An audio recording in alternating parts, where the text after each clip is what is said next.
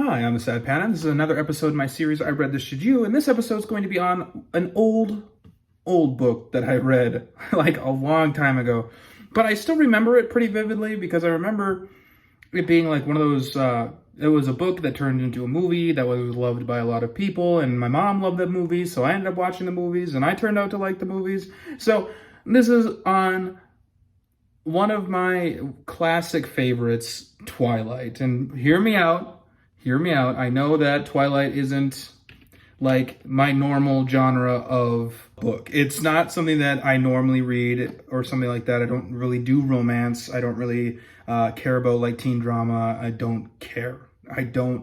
What really made me like these books in particular is that I really like the world building, and I think it's really neat, like the idea of like the Volturi, and the idea that there's like a vampire hierarchy, that all vampires have to listen to this one like main coven, and it's really cool. And we'll get into that. But first, let's talk about the first book and the first character, or the main character, the protagonist, Bella Swan. Okay, so the story opens pretty much with Bella like moving to Forks.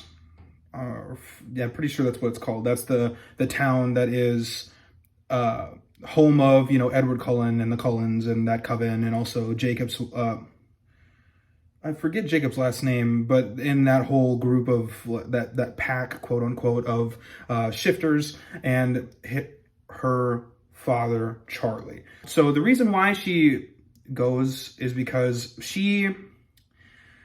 her mom doesn't have time for her, essentially. So the whole thing is that her mom gets this new boyfriend, right? And she wants to go out and do adventurous stuff with this new boyfriend. Her mom is Renee, by the way. Renee is also very immature, right? So like she doesn't really know how to take care of children, so to speak. That's at least in Bella's words.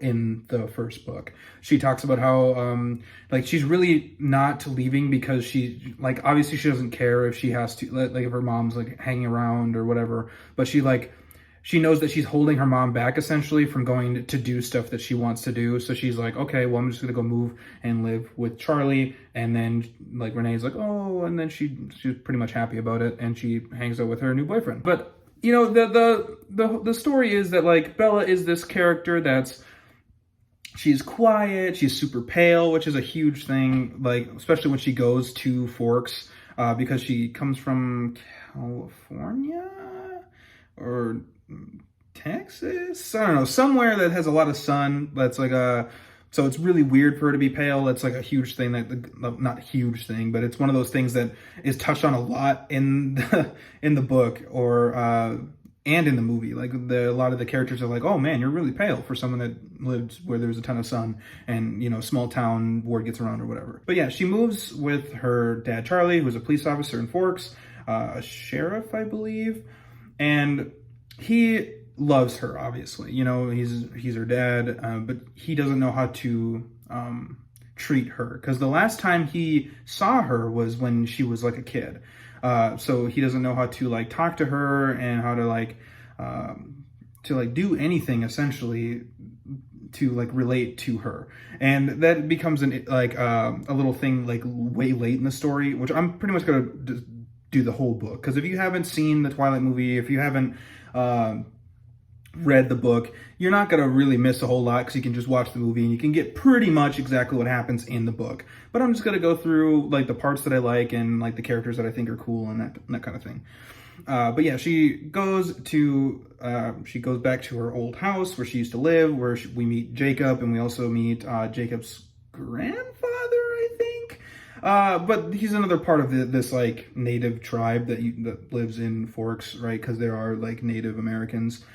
And like Jacob has this like long hair, and is like they have this like, I don't know if it's a connection, right? Or at least Jacob, like you can tell like the way it's set up, that Jacob likes Bella right away. Like you can tell that like super early.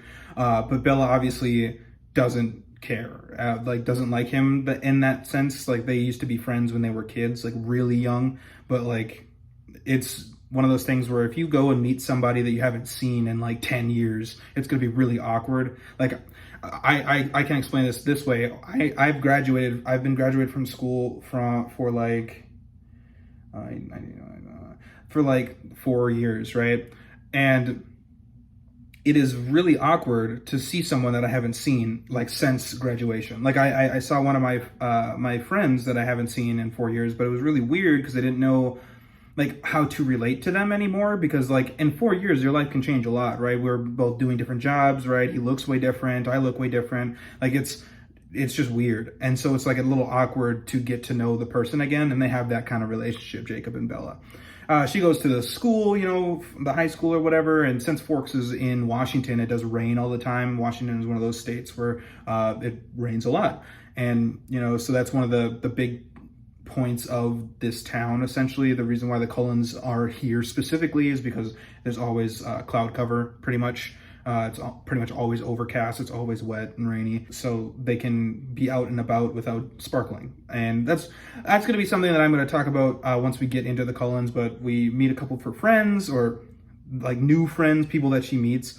A couple characters that I honestly, I don't like those characters. They're kind of they're background characters that they just have exposition sometimes. Like in the beginning, they only have a little exposition, and then we pretty much never see them again because the whole story is about Bella and Edward, and we'll talk about them right now. So they're the Cullens, right, is the whole coven of vampires, right? And the vampires of this story, they have venomous bites, which they can turn people into vampires, right? Because that's one of the things but they also suck blood, obviously. But these vampires are special because these vampires only drink blood of animals, right? And which makes them slightly different than like the Volturi, which we will also talk about.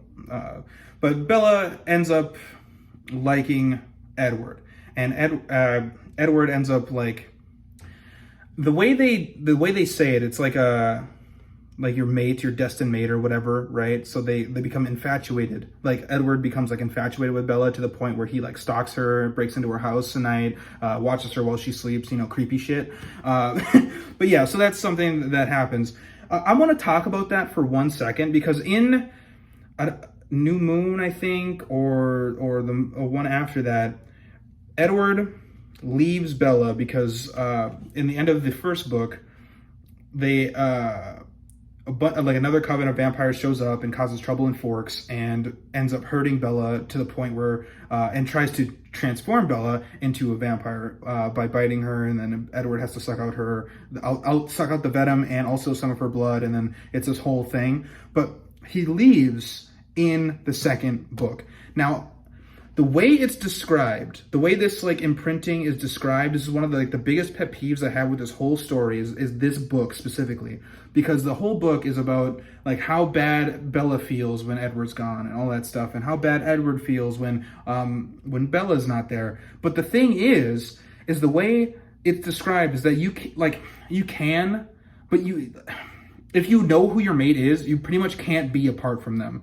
It's like worse than death, essentially.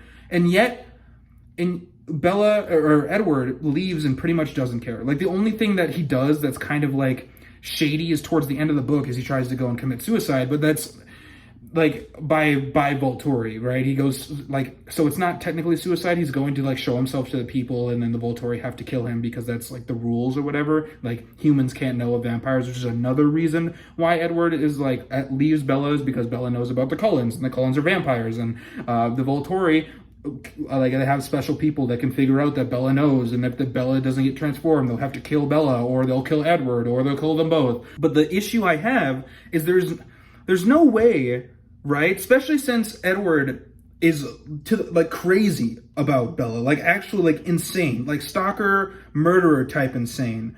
To the point where like anyone, like there in the first book, he stalks her to the point where she's about to get like assaulted by some dudes. And yes, it's great that he was there to save her, but he was there, which means he was following her the entire time and she didn't know, which is messed up, right? I mean, as much as I would like some hot vampire lady to stalk me, that would be weird. I would be like, yeah, I don't know if this relationship could work out because you're kind of crazy, that kind of thing. But no, there's no way that they should have split, and that's one of my pet peeves, the big pet peeve of the second book. But we'll get back to the first book. I kind of told you how it ended already, but Bella ends up figuring out Edward is a vampire, and in turn finds out that the Cullens are vampires, and then she ends up spending time with them. She meets a bunch of side characters like Renee and Esme, and not Renee, Esme and Emmett and Rosemary, or Rose. I think her name is just Rose. Rose and those characters, and like I like most of those characters. Like I forget what her name is, but she can see the future, right? If like she gets glimpses of the future, and she's probably my favorite character in the whole show because I like her personality. I think she's cool, and I also like her hairstyle, I like the pixie cut. It's nice. Anyways, she ends up, like talking to them, meeting them, and it's this whole thing. And one of the scenes that happens is like they make her food, and they obviously don't need to eat, so they make a lot of food, and she ate before she went because she was trying to be courteous to them. She was like, oh, obviously you don't eat food, so I'm gonna eat before I show up. And then it's this whole thing where she eats anyway, but it's weird. And like we meet, I forget what his name is, but he's like the newest part of the Cullen family. He is new to the all animal diet, which it makes it really hard for him to like control himself, essentially, right? Because he was a vampire back in like the Old West, essentially, and he used to train newborns and stuff, so he like subsisted on like human blood, like straight from the source kind of thing. And after he met the pixie haircut girl that can see the future, they're destined mates apparently, and so he took tried to not suck blood, right? Like human blood, and do only animals, which is really hard for him. And there ends up being this whole like thing where Bella cuts herself on like a piece of paper, and he like tries to kill her or whatever, and it's this whole thing. Now, I think this story is pretty good for what it is, right? I mean, I usually don't read like romance or care about teen drama. That shit is dumb in my opinion, right? I mean, if you like that, that's good on you, but I've never been a fan of it because like I was a teenager and I've lived through actual teen drama, so I don't really care. I don't like, I've been there, done that, seen it. Not to this like weird extent where like there's stalkers and one's a vampire and stuff, but like there's really not a big difference when it comes to what's going on, like the teen drama where she's like, oh, I don't know who I like. Do I like Edward? And then later on it's like, do I like Jacob? And then Jacob, by the way, if I have to choose Team Edward or Team Jacob, I gotta say Team Jacob, because I mean, obviously there's some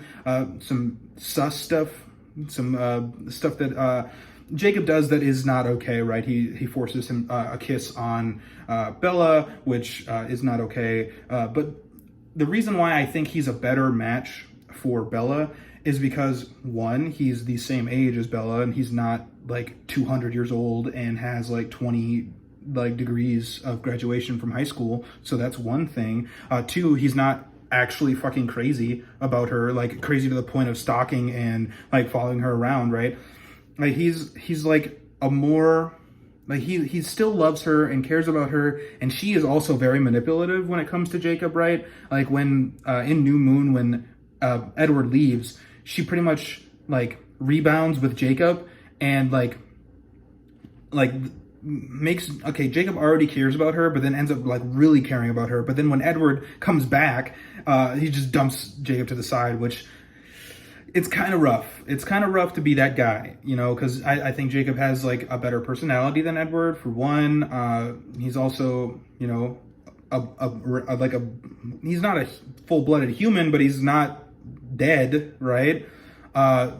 And she doesn't have to worry about scaring the family and accidentally getting your blood drank or dying on accident, because these vampires are strong, like to the point where they can rip trees from the ground with their bare hands, like that kind of thing. So it's just, I think Edward is a bad match for Bella, and Bella is not a great person, and I don't think she deserved either of them, to be honest. She's not a good person. She's really manipulative. She's like not nice to people. Like people that just want to be nice to her, she's mean to for no reason. And maybe it's like she like trying to show that she's antisocial or whatever in the book, but I don't see it, right? Because like she like goes to Edward and like is super social with Edward and the Cullens super easy. It's just she doesn't want to be social with people, which is different than being antisocial, where it's just hard to be social. Like, I can understand if she like actually had difficulties like speaking to people or whatever, but it's not like that. It's just she doesn't want to. Like in the book, you get a lot of monologues about like, I don't care about these people, essentially. She doesn't say that explicitly, but it's essentially that. But other than that, what the story is, it works, right? And obviously, it was a huge thing for teenagers a few years ago or whatever. It was a giant thing for women across the world, and not just women. Guys like it. I mean, I like the story, but I don't think it's the greatest thing ever, right? But I definitely do think it is well above average. So I would give it like a 6 or a 7 out of 10, mostly because it's not my preference, right? If it was my preference, I'd probably give it like an 8 or a 9, but it's just not.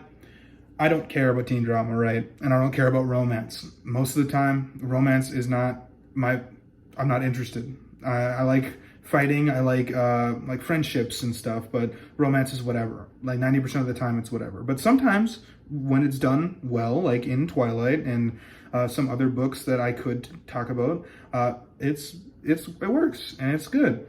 And that's about it for this review. I mean, obviously, I've been talking for a little bit, but I just wanted to get this review out, and I'm sorry that I didn't get one out yesterday. Yesterday and today, I have an inspection coming tomorrow. So yesterday I did a bunch of cleaning, and today I did a bunch of cleaning, and I'm getting this out pretty much the end of the day here. I'm gonna go to the gym and do all that stuff. But you know, it just is what it is. And I might stream tomorrow. I probably will. I don't know what I'll stream, but we'll see. Thank you for being here till the end of the story. Leave a like, leave a comment. I always respond to them. And if you don't like my content, leave a dislike, leave a comment. Tell me what I'm doing wrong, and I'll try to do better. That's all I can do, is try my best. So, yeah, that's about it. Thanks.